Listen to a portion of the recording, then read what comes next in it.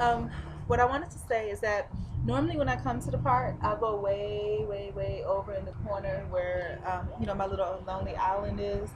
Because I like to have my privacy when I'm doing whatever it is that I'm doing. Just to kind of be to yourself and kind of get into your own thoughts.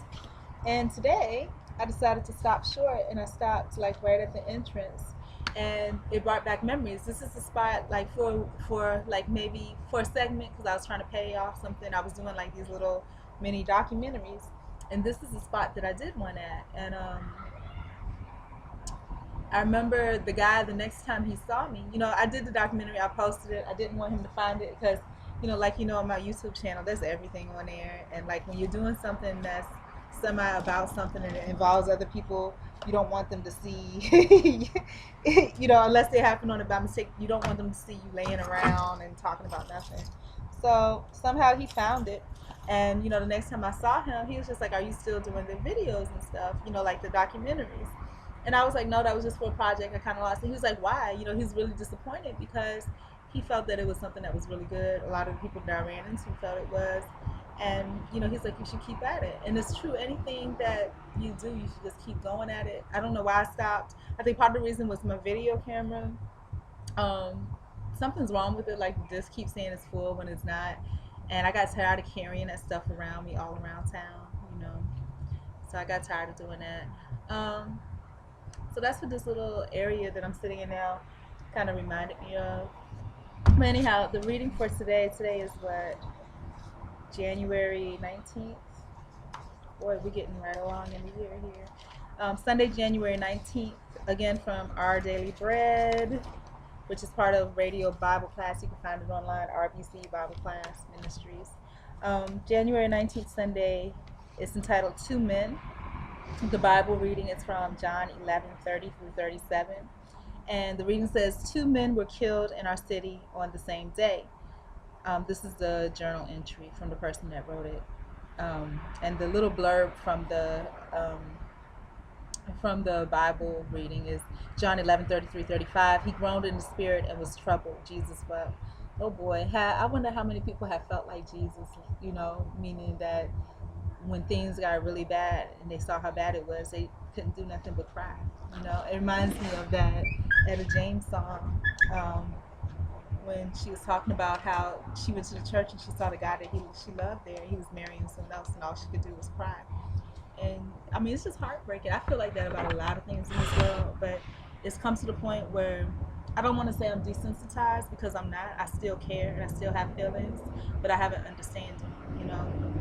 So I have an understanding that it's completely different than what you were brought up to believe it is. It's completely something totally different, and that I just have to learn, the right knowledge, what's real, and to deal with what is really out there versus what you're kind of spoon fed to believe is true, but it's not actually true.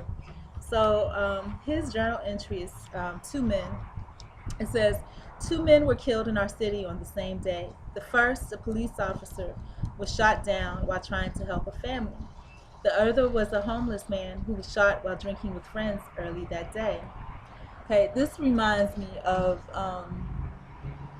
I was, how did I come across this? Oh, late last night I was feeling sorry for myself. I was feeling sorry for myself late last night.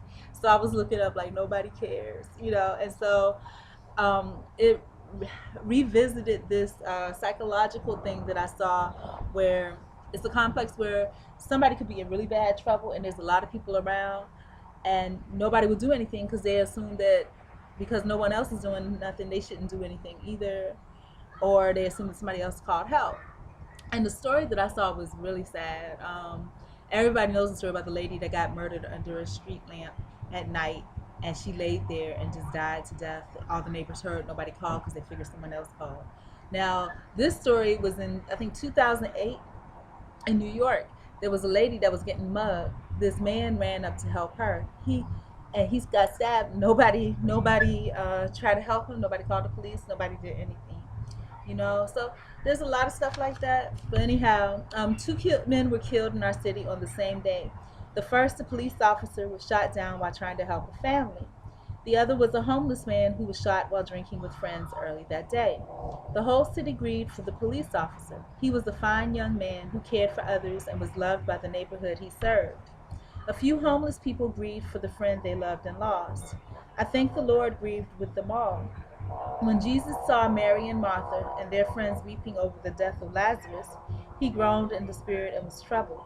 From 11 John 11:33. He loved Lazarus as his sisters, even though he knew that he would soon be raising Lazarus from the dead. He wept with them. That's verse 35. Some Bible scholars think that part of Jesus' weeping also may have been over death itself and the pain and sadness it causes in people's heart. I don't know. I mean, I think to me, death is a natural thing. That's not what hurt. Death doesn't hurt me. What hurts me is like, I mean, death doesn't hurt me at all. What hurts me is like senseless deaths. What hurts me is the living hurts me actually more than the death. Because when I think about, my life or my mother's life, my mom, she's getting up there in age now. She hasn't seen me, and the system has slowly killed her, and probably me too from not being home. But it's like it hurts me more that she's almost 70 and she's still working. It hurts me more that she's always been a good person, just like I am. I see, greeting people with a smile and then getting pretty much stepped on. Helping everybody she can when she can, but when it's her turn to be helped, nobody's there. So that hurts me more. Her, raising 3 black kids as an Asian woman by herself. Her having an alcoholic military ex-husband. That kind of really, when you're young, you don't understand it, but when you're old, pretty much, regardless of what the situation was, he abandoned the family. We grew up in a little town, Hampton, Virginia. Everything's like 3 miles apart. The city is 3 miles long. It's about the size of Hollandale Beach. There's no reason that if somebody lives in the same city or a neighboring city that you shouldn't see. He would be in the neighborhood like a couple of blocks up, and I would have guys that were trying to date me tell me that they saw my father. So, and he was like, he didn't want us to see him the way that he was. He was on a machine and all this other stuff.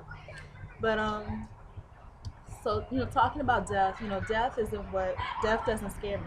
What scares me is the life or the slow process of dying, the slow deaths that I died daily from hurts and pains and wrongdoing, So that's why I'm thankful for the spirit that I have and for whatever guardian angels and good things are watching over me, because, there's no way, like me being outside today, I mean, if it was just purely my fruition, because actually I'm not hungry that much because I stopped by the park, So it was God. It was God being like, Maria, you're doing a good job. You're job hunting. You're doing everything you can possibly do. You're applying for every single job out there. You're being professional with the employers. You're also admonishing yourself when you see that you're allowing some of the unprofessionalism to get under your skin, and perhaps you're getting that little urge to be like, hey, But, it's like God is saying, I see you. And plus, I did eat this morning. I see you. I need you to get outside. There's a whole world going on. You need a sun break. And so that's pretty much what it is. God watching out for me. If it wasn't for him, I wouldn't be out here. I would be inside in my rat-infested shack. Rat-infested shack, screaming every time I see or hear a rat. And looking at the stuff all around me, clothes thrown everywhere from me running to interviews that cancel at the last minute, and just all kinds of ridiculousness, So I would be focused on that, and God is just like, honey, it's like ducks are creeping up on me and everything. God is like, honey, there's a whole world out there, you're good, So that's where I'm out here now, and probably for the next 3 or 4 hours. Hey, duckies. Probably for the next 3 or 4 hours, that's what's going to be going on. I'm going to be doing my vlogging. I'm going to go to the other park because it's closer to the church, and, pick up a little something, to eat later on, something bit me on my boobs. Speaking of boobs, I was tell you, I didn't realize I'm 180 pounds now, y'all. I haven't weighed this much at my fattest when I was little. this is the most that I've ever weighed in my life. And let me tell you, I didn't know what was going on. I knew I had picked up a lot of weight because I had gotten up to like 170, and I was like, okay, I'm gonna go back down from here. But what happened was like maybe a month or two ago, I had on like a little push-up bra, and I I know what it was. I remember walking outside and I'm just thinking like I looked down and my breasts scared me. They scared me because it's just when you know your body and you look down and you see your breasts there, you're just like you know I sh- I shouldn't they shouldn't be that noticeable. You know what I mean? And I was thinking, well, maybe it's that time of the month, and I gained some weight. I'm looking because you can hear the little footsteps of the duckies, and it sounds like people, but it's just the ducks. But you're just like, well, maybe it's that time of the month, and maybe because I'm getting older, maybe they're growing more on top at that time of the month. And and then I put on this one thing, and it was just like they were pushed all the way up here, and this is without the bra, and I'm like, oh my god, what is going on?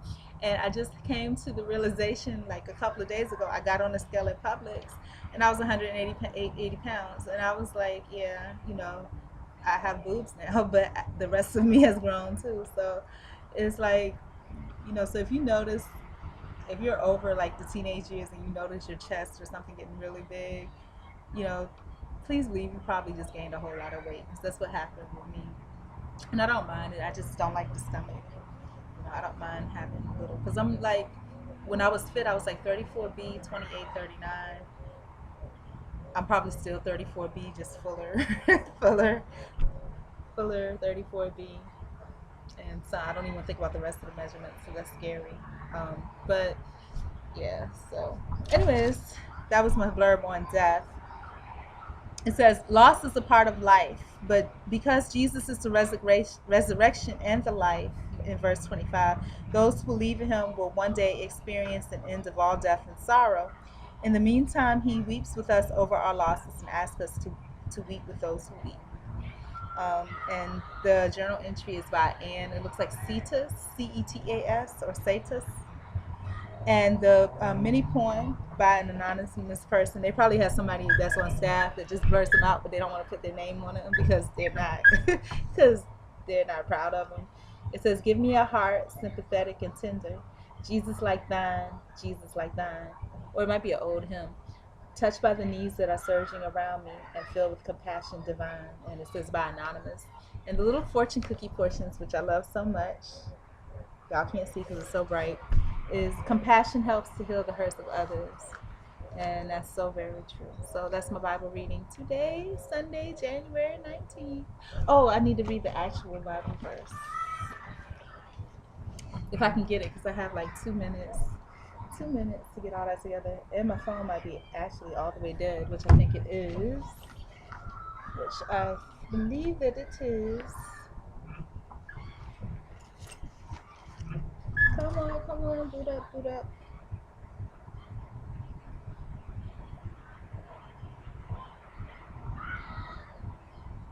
It's taking a minute, y'all.